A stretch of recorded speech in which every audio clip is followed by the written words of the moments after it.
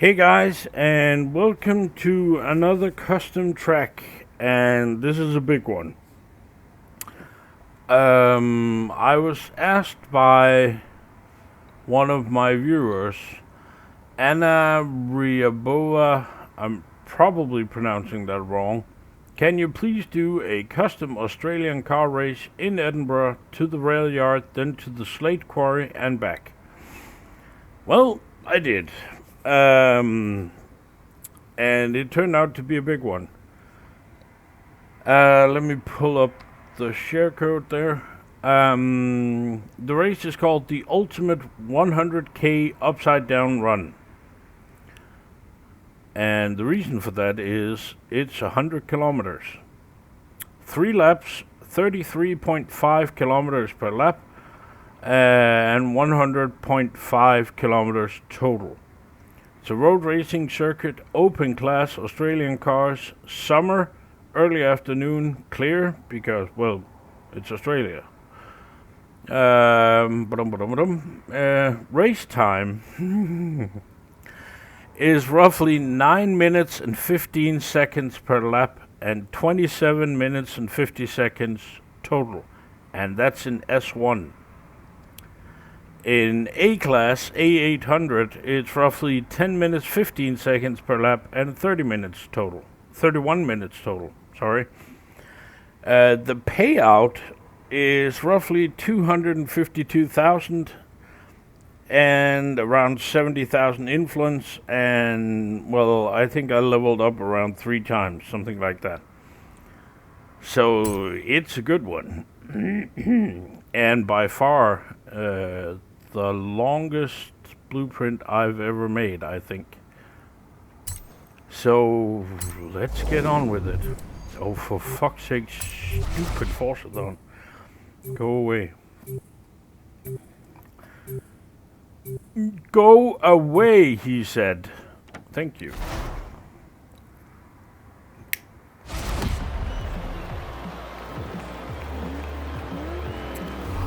Oh, this is gonna be a long one. These are my settings. And, well, let's see what the AI are bringing. Yeah. This is gonna be interesting. Let me show you the map here once the race starts.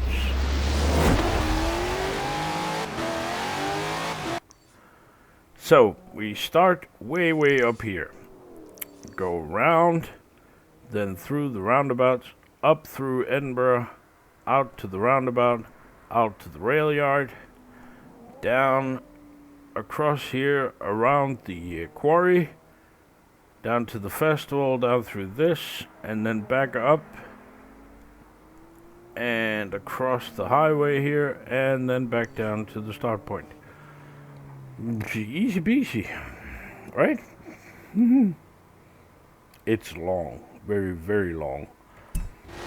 And I suspect that about 99.9% of the people that normally view my videos are not going to be viewing the entire video. First of all. Second of all, about 3 people are going to attempt this, get bored halfway through, and quit it, is my guess.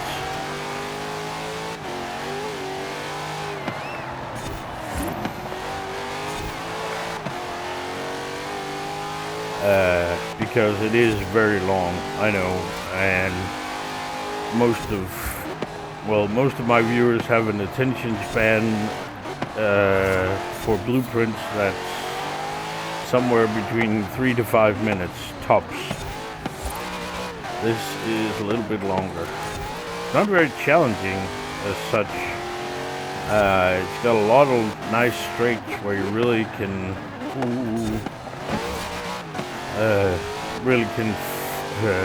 get to the top speed. And there are probably some of you that would claim, why didn't you make it so every car works? Well, because this was requested as an Australian race. And it wasn't until afterwards that when I drove it that I got to thinking, oh, maybe S2 would have been better. But there aren't really any Australian cars that will go to S2 and still be good. I mean, you can tune them to S2, but you don't want to, because at S1 they're actually at the limit, I would say.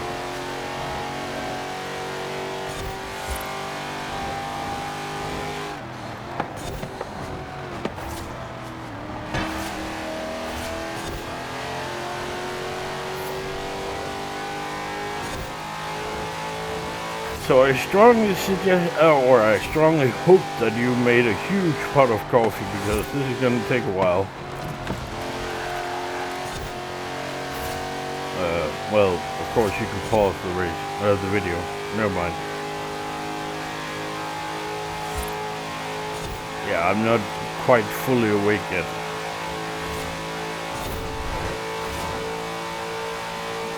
And of course the AI is faster on the straights. Because 200 miles an hour, that's not good enough. No.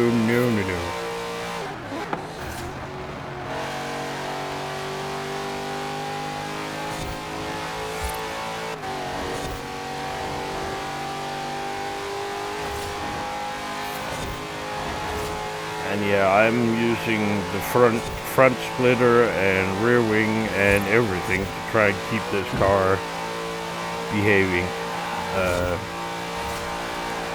It really is at the limit of its comfort zone, so to speak. Come on, turn, damn you.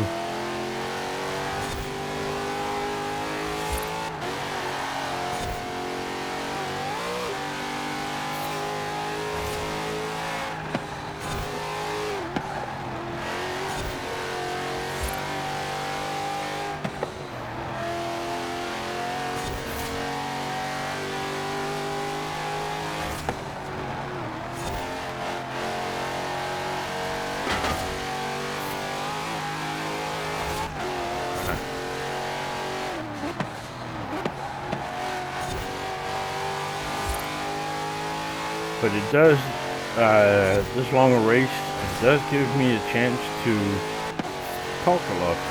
Aha! And I was actually surprised when I did that German-inspired track. Ooh, wait a minute.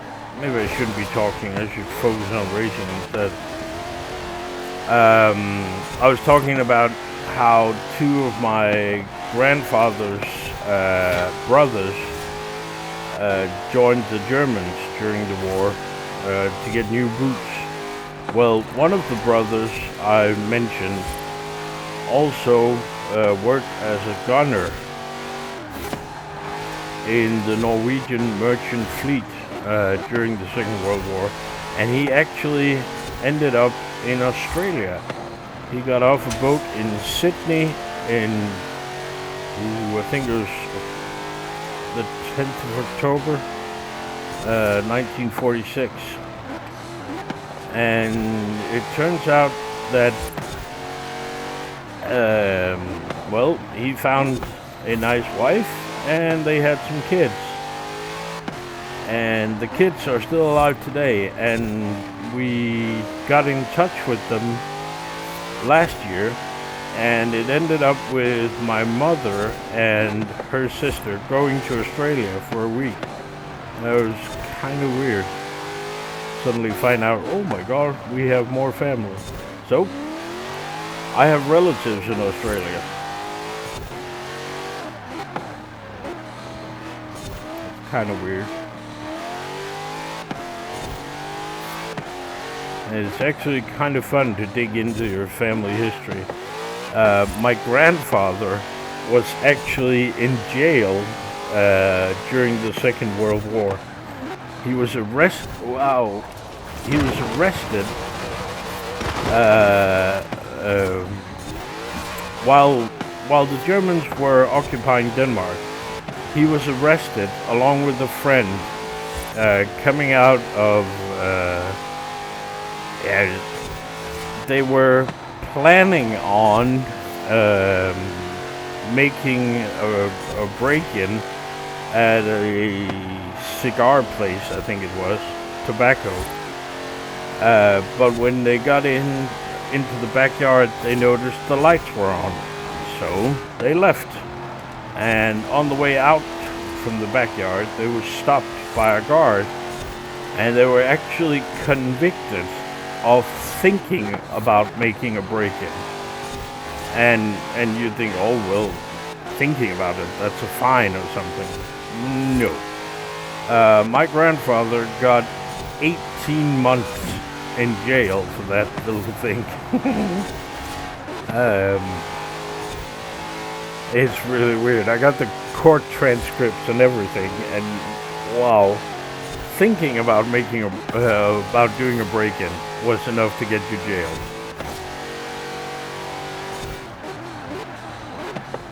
That's kind of weird. But about the two brothers that went to the Eastern Front, one of them died over there. The story goes that he stood up in a trench and was shot by a sniper. And if that's true or not, I have no idea.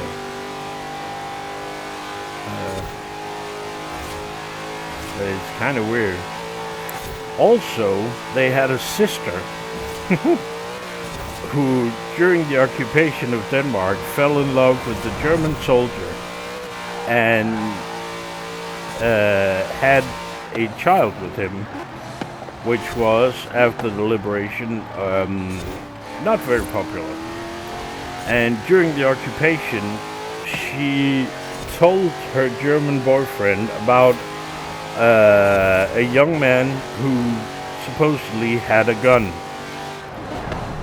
And he was arrested, this young man, and sent to an internment camp of sorts here in Denmark for a few months, and then he went home again. But after the war, the sister was sentenced to, I believe it was 4 years in jail, and was stripped of her, what's that called, civil liberties. She was not allowed to vote. She couldn't be voted into parliament, for instance. All her sort of, rights were taken away from her for life. She was convicted of treason. Really insane family I have. And all of this started with I have a huge interest in the Second World War, and there was a rumor in the family, sort of a family legend, about one of my ancestors joining the SS and fighting on the Eastern Front. Well, it turns out there were two of them. And that got me digging into all of them, and that was quite interesting. Or it is quite interesting, because I'm nowhere near done. Think about it, out of these brothers, I mean, two of them joined the Germans. One of them was a gunner in the Norwegian merchant fleet for the Allies, and actually got a medal after the war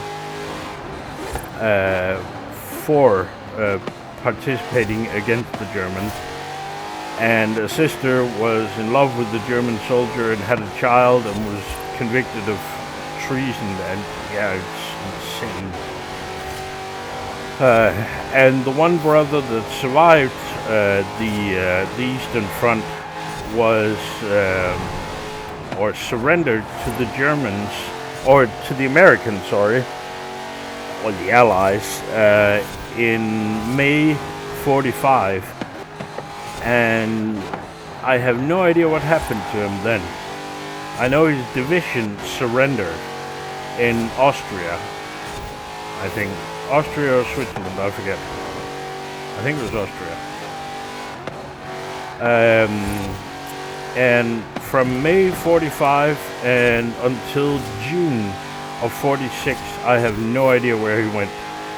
But in June, he pops up in a prisoner of war camp in Denmark and is tried. And this is a dark moment in Danish history, because a lot of young Danish people fought for the Germans. I think it was like 8 or 10,000, something like that. And the government was working sort of with the Germans, kind of, well, a lot actually,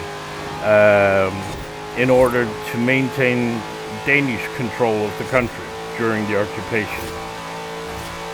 And they actually encouraged young people to join up, and a lot did. And then after the war, they made a law that was in effect, backdated, so that anyone who joined the Germans, like the government had encouraged them to, was breaking the law, which meant that everyone that survived the Eastern Front got back to Denmark and was sentenced to prison. A few were actually shot, but they were really bad. I mean, they were working for the Gestapo in Denmark during the war, and they were executed. But for the regular soldiers that went to the Eastern Front, they got home to pretty hard prison sentences at first. Right after the occupation, I mean, it was really, we wanted revenge. And if you joined up and went to the Eastern Front, 10 years in jail, and loss of your civil liberties, forever. Whereas those that were convicted in early 47, late 46 or early 47, they got very small prison sentences, like a year, 2 years, stuff like that. And he went to jail for, I believe it was a year and a half, for joining the Germans. I actually found the court transcript of that as well. Quite amazing. And I found the papers showing what date they left Denmark, from which port, with what ship, etc., etc. It's really quite amazing what you can find if you start digging.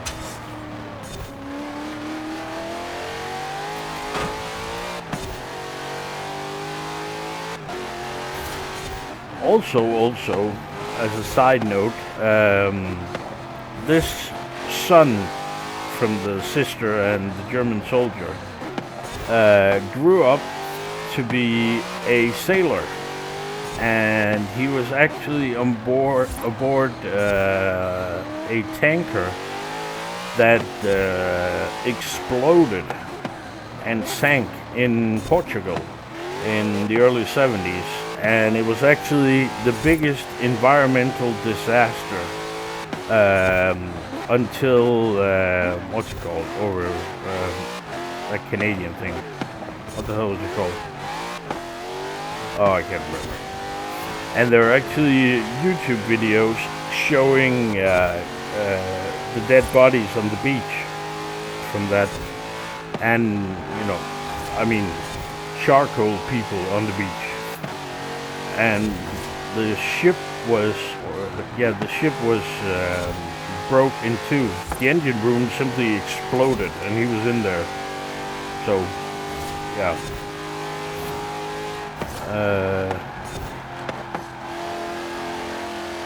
And part of the ship was actually outside that port in Portugal for a number of years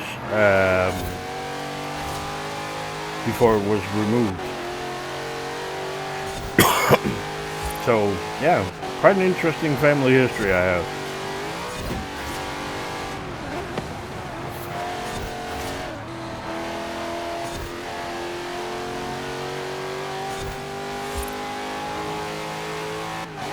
And like I said in the earlier video, I in no way at all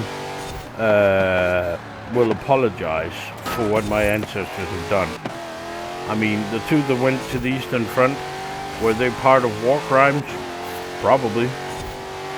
I mean, there are stories from other Danish soldiers that went over there where they were, if they caught a Russian prisoner, then, you know, you should put him behind bars and give him food, etc. And there are examples where they would take Russians and then go to, you know, behind a few trees, and there would be shots heard, and the German soldiers would return, or Danish/German soldiers. And of course, you're not allowed to do that according to the Geneva Convention, so it's a war crime, yada yada. And the SS as an organization was deemed criminal and guilty of war crimes as an organization, meaning anyone who was an SS soldier during the Second World War, even if you were in an office doing paperwork, you were part of the war crimes that the SS did and guilty. So everybody in the SS did war crimes, per definition.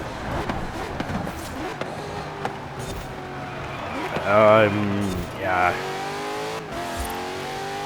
It's, maybe it, I don't know, maybe it helped the survivors to move on that somebody was blamed and convicted for it. And of course, some of the nasty ones on the German side really are really nasty people, no doubt about it, and deserve the whatever conviction they receive. But once you get out to the trenches, it's war. And yeah, I think at one point people just do whatever to survive. And does that mean executing POWs? Maybe. Yeah, maybe it does. Let's not forget that the Allies did the exactly same thing, but they won the war, so let's not talk about that. There are literally hundreds of cases of American soldiers raping French civilians. But let's not talk about that because they won the war. And Hitler is a bad person. Yep, no doubt about it. He murdered some 6 million Jews. Right. Stalin murdered over 20 million people. Yeah, but he was part of winning the war, so that's okay. We don't talk about that. Yeah, war is a bad thing. The end.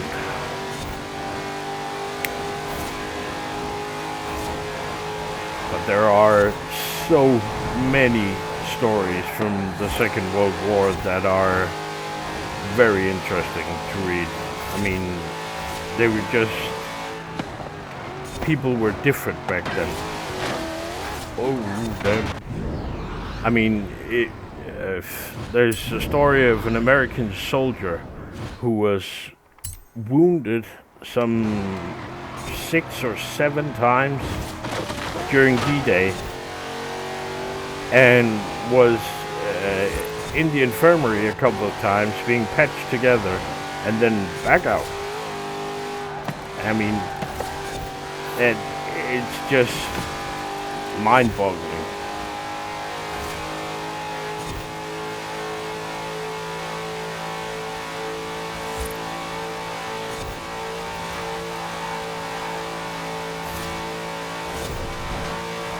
And I encourage anyone to start reading or start looking for your ancestors, because it gets really interesting, and it's amazing what you can find if you start looking.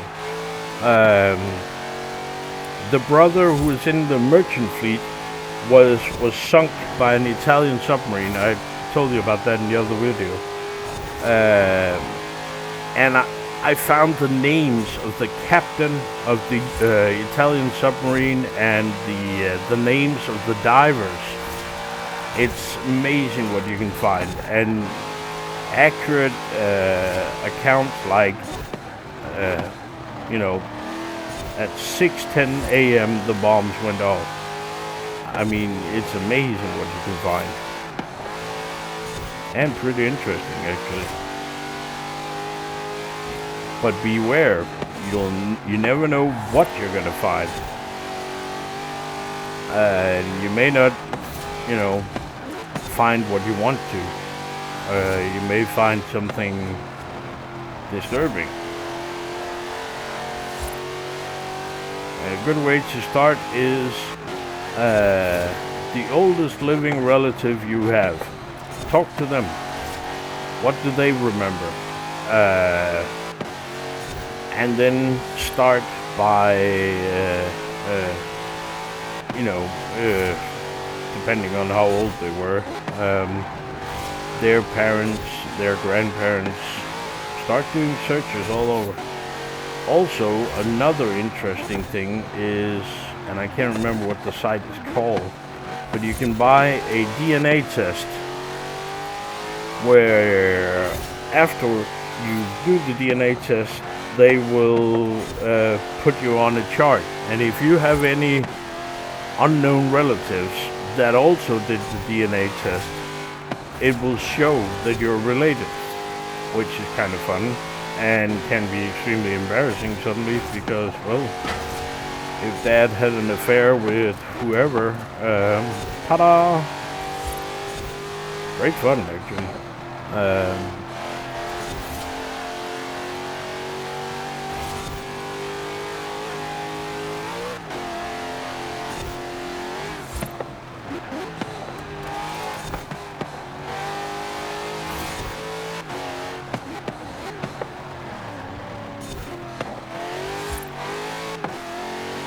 Anyway,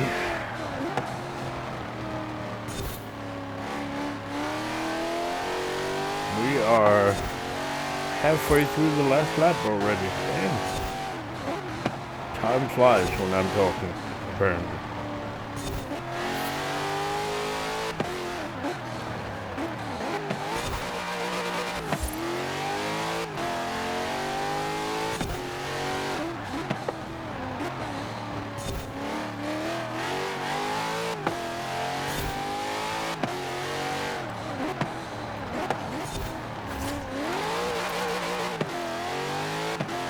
And yes, I am well aware that if you want to, you can beat my fastest time.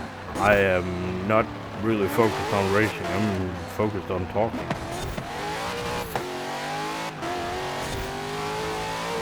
So these times are not going to be the fastest in the world.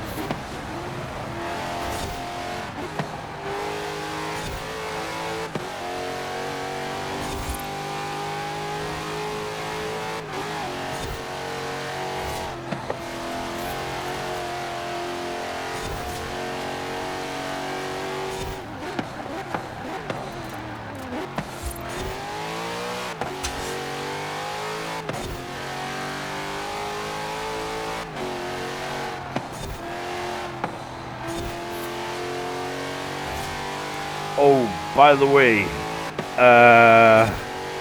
this morning, I got some great news. Apparently, Trump paid, or the Trump campaign paid $3 million to Wisconsin to recount the votes. And they did. And they found 132 votes that wasn't counted for Biden. Oh, talk about epic fail. I mean, I was laughing my ass off when I saw that. I thought it was brilliant.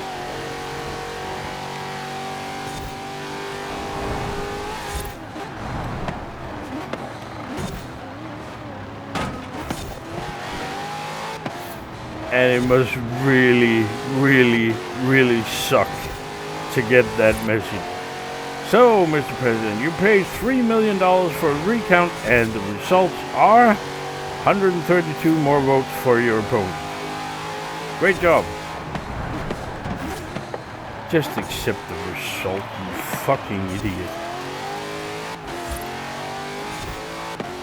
Diaper Donald. And across the line. 9 minutes 10. Damn, that's fast. I can live with that. And I promised 27 minutes and 50 seconds in S1. 27 minutes 51 seconds.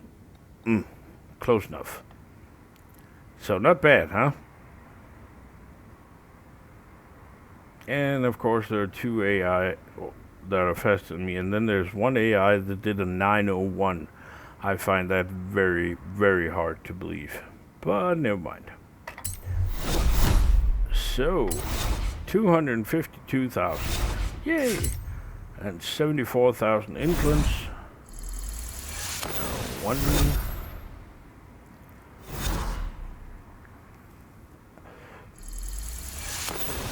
2,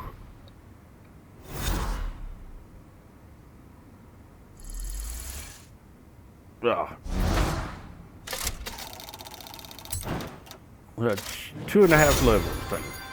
And 10,000. Way.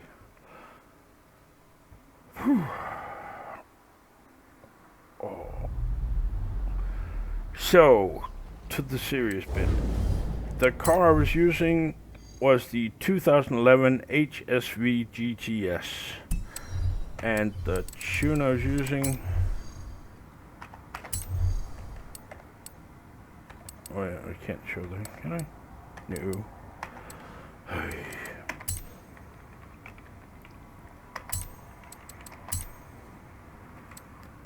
The tune I was using was this one. There you go. And remember, if you use one of my tunes or one of my blueprints, please remember to like them. And the same goes for the video. And don't forget to subscribe. And also, please use the Patreon link below in the description.